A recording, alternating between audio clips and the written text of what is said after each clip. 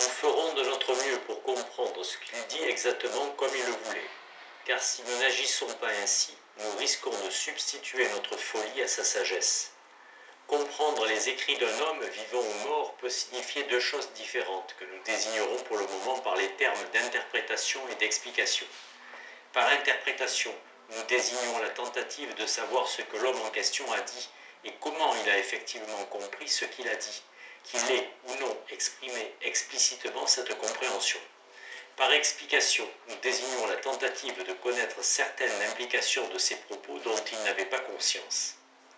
En conséquence, le fait de comprendre qu'un propos déterminé est ironique ou mensonger appartient à l'interprétation du propos en question, tandis que le fait de comprendre qu'un propos déterminé est fondé sur une erreur ou est la manifestation inconsciente d'un souhait, d'un intérêt, d'un parti pris ou d'une situation historique relève de son explication.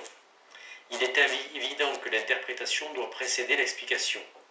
Si l'explication ne se fonde pas sur une interprétation convenable, elle sera l'explication non pas du texte qu'il s'agit d'expliquer, mais d'une fiction de l'imagination de l'historien.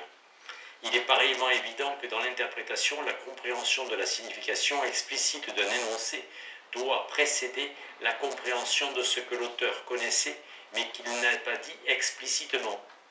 On ne peut pas se rendre compte, ou du moins on ne peut pas prouver qu'un énoncé donné est un mensonge avant d'avoir compris l'énoncé en lui-même.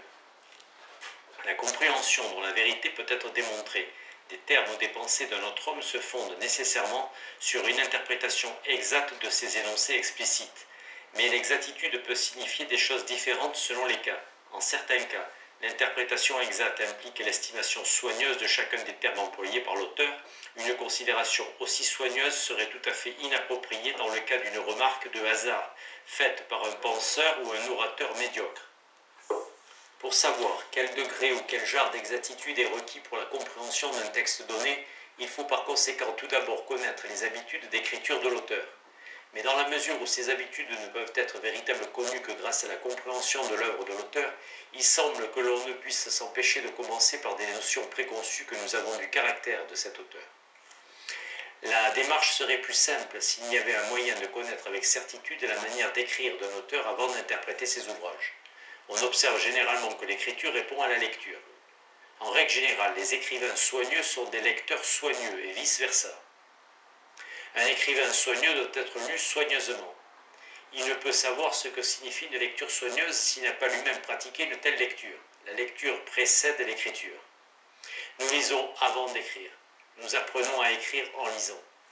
Un homme apprend à bien écrire en lisant bien les bons livres, en lisant avec un soin extrême les livres écrits avec un soin extrême.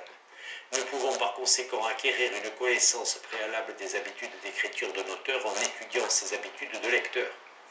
La tâche se trouve simplifiée si l'auteur en question discute explicitement de la manière convenable de lire des livres en général, ou de lire un livre particulier qu'il a étudié avec une grande attention.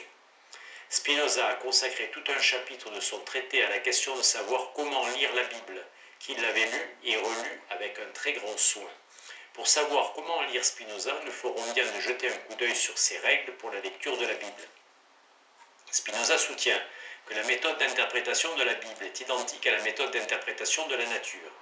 La lecture du livre de la nature consiste à inférer les définitions des choses naturelles à partir des données fournies par l'histoire naturelle. De la même manière, l'interprétation de la Bible consiste à inférer les pensées des auteurs bibliques ou les définitions des sujets bibliques en tant que sujets bibliques à partir des données fournies par l'histoire de la Bible. La connaissance de la nature ne doit être tirée que des données fournies par la nature elle-même, et pas du tout de considération sur ce qui est convenable, beau, parfait ou raisonnable. De la même manière, la connaissance de la Bible ne doit être tirée que de données fournies par la Bible elle-même, et pas du tout de considération sur ce qui est raisonnable. Car nous n'avons pas le droit de supposer que les opinions des auteurs bibliques s'accordent avec les commandements de la raison humaine. En d'autres termes, la compréhension de l'enseignement de la Bible et le jugement suivant sur lequel cet enseignement est ou non raisonnable doivent être effectués de manière strictement séparée.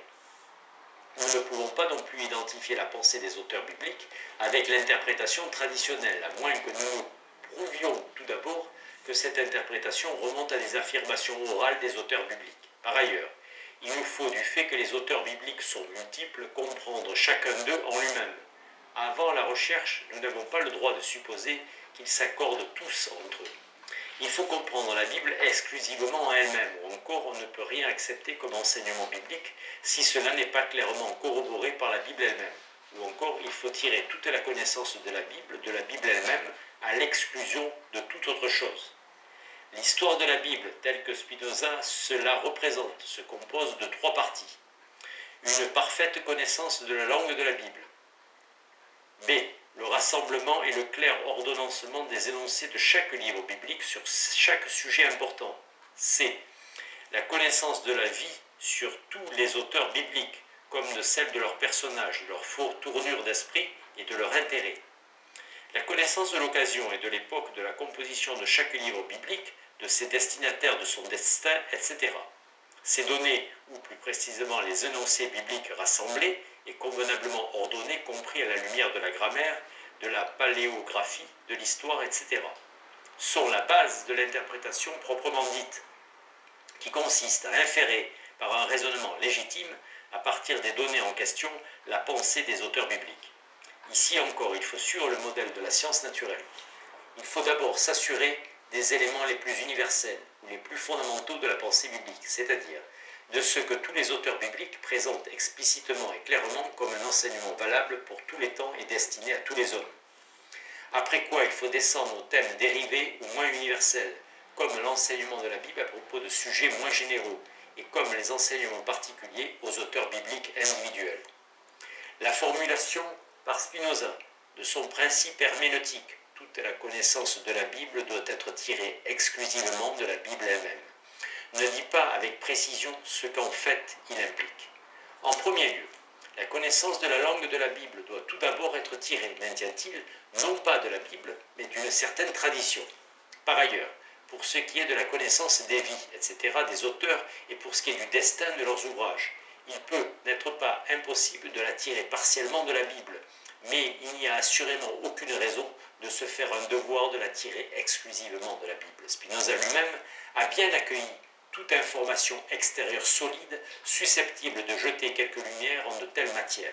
En outre, il ne dit pas un mot sur la nécessité d'ordonner selon les principes fournis par la Bible elle-même les énoncés bibliques concernant les différents sujets importants. Il y a des raisons de penser que son propre ordonnancement des sujets bibliques n'a peut-être aucun fondement biblique, mais correspond simplement à ce qui tenait pour l'ordre naturel des sujets concernés. Surtout, l'interprétation proprement dite, telle qu'il la conçoit, consiste à déterminer avec certitude les définitions des sujets dont traite la Bible. Mais ces définitions, reconnaît-on généralement, ne sont pas fournies par la Bible elle-même. En fait, en tant que définition, elles dépassent l'horizon de la Bible.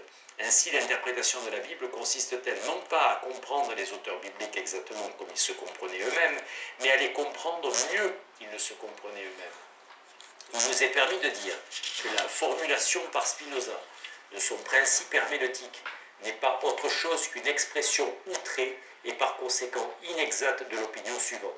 La seule signification de n'importe quel passage de la Bible est sa signification littérale, sauf si des raisons tirées de l'usage indubitable du langage biblique exigent la compréhension métaphorique du passage en question. Assurément, le désaccord entre l'énoncé d'un auteur biblique et l'enseignement de la raison, celui de la piété, celui de la tradition ou même l'enseignement d'un autre auteur biblique, ne justifie pas l'abandon de la signification littérale. Ce qui justifie assez l'outrance de Spinoza est la puissance de la position qu'il combat. Il lui faut se faire entendre malgré les hauts cris poussés par les myriades de ses adversaires. Il existe un certain accord entre le principe herméneutique de Spinoza, il faut comprendre la Bible exclusivement à elle-même, et le principe qui est le nôtre, il faut comprendre la Bible exactement telle que ses auteurs ou ses compilateurs la comprenaient. Son exigence de séparer strictement l'interprétation de l'enseignement biblique du jugement sur la vérité ou la valeur de cet enseignement s'accorde en partie avec ce que nous voulons dire en distinguant l'interprétation et l'explication. Cependant, comme nous l'avons indiqué, il y a une différence fondamentale entre les deux principes. Selon notre principe, les premières questions à adresser à un livre sont des questions comme celle-ci. De quoi parle-t-il? Autrement dit, comment son auteur indique-t-il ou comprend-il son sujet? Quelle est son intention en traitant de ce sujet? Quelles questions pose-t-il par rapport à ce sujet ou de quel aspect de son sujet se préoccupe-t-il exclusivement ou principalement? C'est seulement lorsque ces questions et d'autres semblables auront reçu une réponse que nous pourrons ne serait-ce que penser à rassembler et à ordonner les énoncés de l'auteur sur divers points examinés ou mentionnés dans son livre. Car seules les réponses à des questions comme celles que nous avons indiquées nous permettront d'affirmer quels sont les points particuliers évoqués dans son livre qui sont importants ou même fondamentaux. Si nous suivions la règle de Spinoza, nous commencerions par rassembler et ordonner les énoncés bibliques sur toute espèce de sujet sans souci d'une orientation qui nous fournirait la Bible elle-même sur les sujets qui sont fondamentaux ou importants et sur l'ordonnancement qui est conforme à la pensée de la Bible. En outre, si nous suivions Spinoza, nous rechercherions l'enseignement le plus universel ou le plus fondamental de la Bible, comme si cet enseignement était clairement présenté partout dans la Bible. Mais y a-t-il une nécessité quelconque, ou y a-t-il même une vraisemblance quelconque à ce que l'enseignement le plus fondamental d'un livre soit constamment répété? En d'autres termes, y a-t-il une quelconque nécessité à ce que l'enseignement le plus universel ou le plus fondamental d'un livre soit son enseignement le plus évident? Quoi qu'il en soit, nous n'avons pas besoin de nous appesantir sur ce que nous tenons pour les défauts de l'herméneutique biblique de Spinoza, car toute objection que nous pourrions élever reposerait sur la prémisse selon laquelle la substance de la Bible est intelligible. Et Spinoza refuse justement cette prémisse. Selon lui, la Bible est essentiellement inintelligible, dans la mesure où elle est consacrée dans sa plus grande partie à des questions inintelligibles, et elle est accidentellement inintelligible, dans la mesure où seule une partie des données qui pourraient éclairer sa signification est effectivement disponible. C'est l'inintelligibilité essentielle de la Bible, le fait qu'il s'agisse d'un livre hiéroglyphique, qui exige l'invention d'une procédure spéciale pour son interprétation. Le but de cette procédure est d'ouvrir un chemin indirect vers un livre qui n'est pas directement accessible, c'est-à-dire accessible par l'intermédiaire de son contenu. Cela implique que seuls les livres hiéroglyphiques, et non pas tous les livres, requièrent une méthode d'interprétation fondamentalement identique à celle requise pour déchiffrer le livre de la nature. Spinoza s'intéresse d'abord à ce que la Bible enseigne clairement partout, parce que seul un tel enseignement peut fournir une clé valable pour n'importe quel passage hiéroglyphique de la Bible. C'est parce que la Bible est essentiellement inintelligible qu'il est nécessaire de la comprendre exclusivement en elle-même. La plus grande partie de la Bible est consacrée à des questions auxquelles nous n'avons nul accès, sinon par la Bible elle-même. La distinction entre ce que nous avons appelé l'inintelligibilité essentielle de la Bible, laquelle est due à son sujet ou à son origine, et son inintelligibilité accidentelle, laquelle est due à la condition du texte, etc., est également au principe de la critique de la Bible d'Isaac de la Pérère. Pour la même raison, il est impossible de se contenter d'essayer de comprendre les auteurs bibliques tels qu'ils se comprenaient eux-mêmes. Toute tentative de comprendre la Bible est de toute nécessité une tentative de comprendre ces auteurs mieux qu'ils ne se comprenaient eux-mêmes. Il n'est probablement pas besoin de prouver que Spinoza considérait ses propres livres, et en particulier le traité, comme intelligibles et non comme hiéroglyphiques. Les sujets hiéroglyphiques, nous indique-t-il, sont plus propres à exciter la curiosité que véritablement utiles, tandis que les sujets du traité sont éminemment utiles. Pour savoir comment il voulait que soient lus ses propres ouvrages, nous devons par conséquent passer de son herméneutique biblique à ses règles de lecture pour les livres intelligibles. Il ne pense pas qu'il puisse y avoir de difficultés susceptibles de faire sérieusement obstacle à la compréhension de livres consacrés à des sujets intelligibles, et partant, il ne voit aucune nécessité d'élaborer des règles de procédure susceptibles de conduire à leur compréhension. Pour comprendre un livre de ce genre, il est besoin non d'une parfaite connaissance de la langue de l'original, mais tout au plus d'une connaissance très commune et pour ainsi dire à la portée d'un enfant. En fait, la lecture d'une traduction suffirait parfaitement. Il n'est pas non plus nécessaire de connaître la vie de l'auteur, ses intérêts et son caractère, le destinataire de son livre, le destin de ce livre, ou les différentes manières de le lire, etc. Les livres intelligibles s'expliquent par eux-mêmes. Contrairement donc à ce que semble dire Spinoza, ce ne sont pas les livres hiéroglyphiques dont nous ne connaissons les sujets ni par expérience ni grâce à notre pénétration, mais les livres intelligibles à la compréhension desquels le lecteur, comme il va, contribue naturellement en y appliquant son expérience et sa pénétration.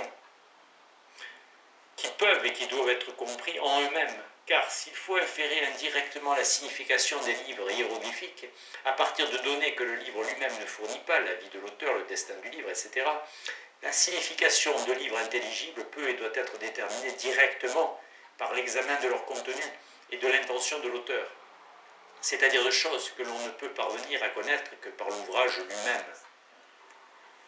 Si nous appliquons cette information comme nous devons le faire au propre livre de Spinoza, nous nous rendons compte que selon lui, toute l'histoire de ses ouvrages, toute la procédure historique telle que les analystes modernes de son œuvre en font usage est superflue.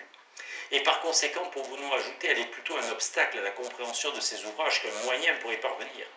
Ajoutons quelques mots d'explication. Spinoza dit que pour comprendre des livres intelligibles, la connaissance des diverses lectures auxquelles ils ont donné lieu est superflue.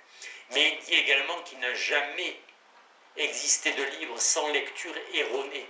Il doit avoir pensé que le lecteur intelligent, comme il va, détectera et corrigera facilement les erreurs qui se sont glissées dans des livres ou des passages traitant de questions intelligibles.